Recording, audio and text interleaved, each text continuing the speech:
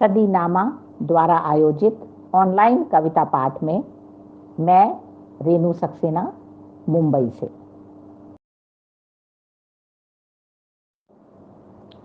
नमस्कार सभी सुनने वालों को रेणु सक्सेना उर्फ रेणुका श्री का प्यार भरा नमस्कार। आइए शुरुआत करती हूँ अपने परिचय से। मेरी पहली कविता का शीर्षक ही है परिचय।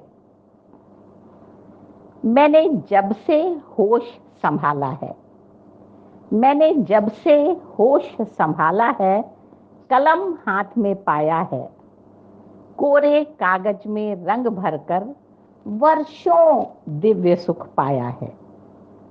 माँ शारदे ने वरद हस्त, माँ शारदे ने वरद हस्त, जाने कब शीश धरा मेरे, बह निकली भावों की गंगा, कब पहुंचेगी सागर तीरे।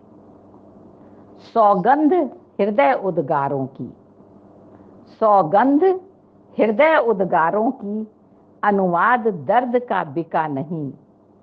सौगंध हृदय उद्गारों की, अनुवाद दर्द का बिका नहीं। तब भी जिद है, तब भी जिद थी, अब भी जिद है, वेदांत बनूं पत्रिका नहीं, वेदांत बनूं पत्रिका नहीं।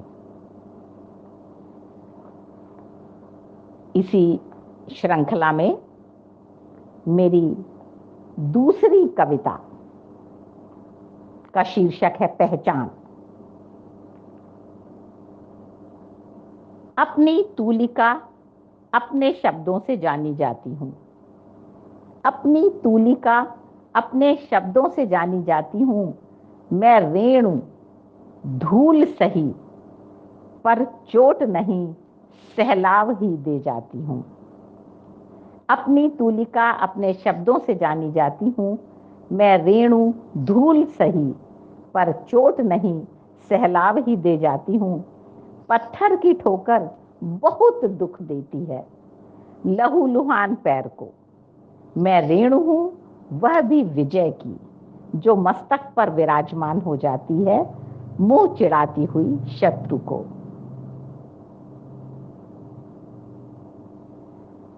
कविताओं की श्रृंखला में आगे बढ़ते हुए परिचय और पहचान के बाद बात हो जाए सामाजिक परिवेश की, जहां आदमी पानी नहीं खुशबुओं से नहाता है, पर अपने स्वभाव की मनुष्यता को आज भूल बैठा है। मेरी इस कविता का शीर्षक है पार्टी में आते ही।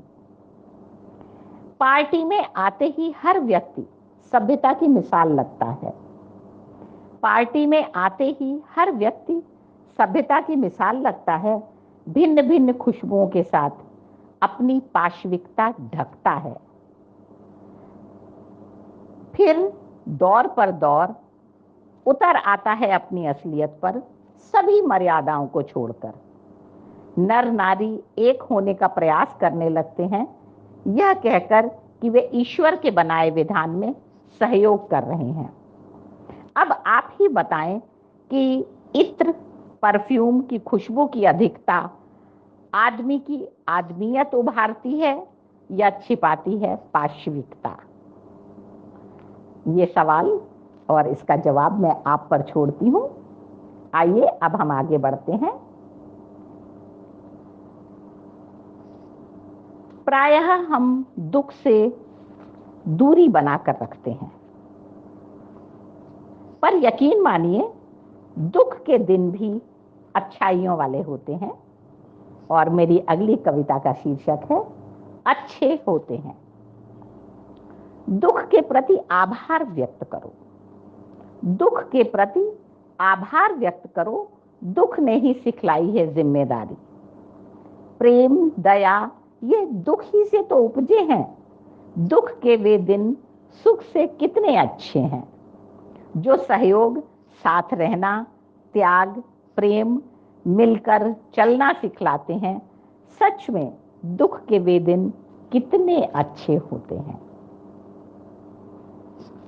मुझे उम्मीद है कि अब आप दुख के दिनों में भी अपनी जिजीविषा, अपनी हिम्मत को नहीं छोड़ेंगे।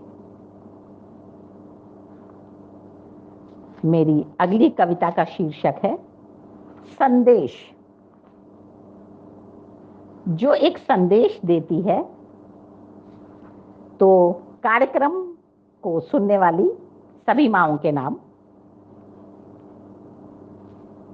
पहले तो नारी मात्र गृहिणी, माँ, बहन और पत्नी थी।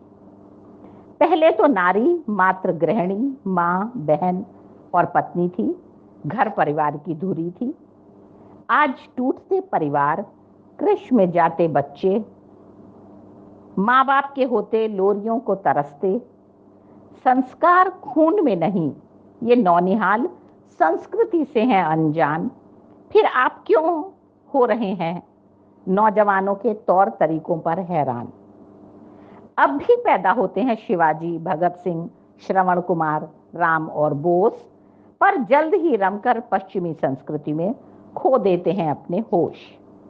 हे माओ, अपने अंदर सुनीति, गार्गी, मैत्रेयी, जीजाबाई को जगाओ। फिर उन्नति के शिखर पर संस्कारी नौजवानों को पाओ।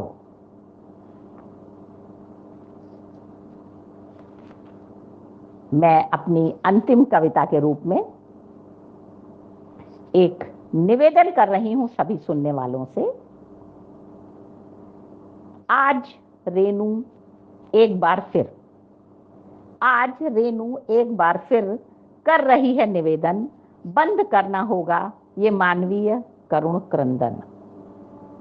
जहां हुआ करते थे रोज होम, यज्ञ और हवन, वहां हो रहा है प्रतिक्षण मानवता का हनन।